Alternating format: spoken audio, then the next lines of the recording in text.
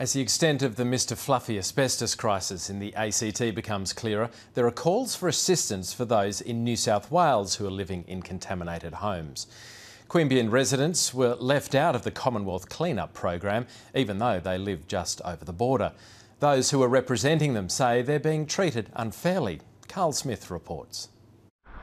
The ACT-New South Wales border. This invisible line is very significant for those living in homes insulated with Mr Fluffy asbestos. We certainly, I think, feel that we're being treated as second-class citizens in this area. He lived in one of the affected homes in Canberra, its walls packed with deadly loose-fill asbestos. The federal government launched a clean-up of his and other ACT homes in the 80s. But the program didn't extend beyond the territory, and residents across the border have been calling for the same assistance for years. I actually wrote to Johnny Howard, and Johnny Howard passed my letter on to Bob Carr.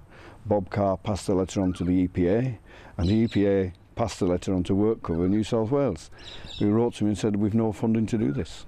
The group now representing them says it's time for the state and federal governments to step in. They're scared, they're dejected, they're depressed, they're anxious, and they need government assistance. And the help so far?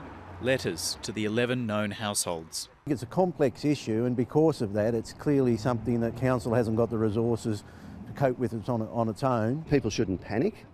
The issue is being dealt with methodically, and the various jurisdictions are talking about the issue. Advice from New South Wales Health is based on a 1993 assessment of Queanbeyan homes. Exposure to asbestos is likely to be very low, provided the asbestos is undisturbed and sealed off from the living areas. I would say that it is the equivalent of telling people that you are safe in a volcano as long as the lava flows around you. Asbestos assessors agree. I wouldn't live in a Mr Fluffy house that is confirmed that it's got it in the ceiling space. And the homes aren't just in Queanbeyan. Mr Fluffy insulation is in Goulburn, Jindabyne, Batemans Bay, Bega and possibly elsewhere in the region.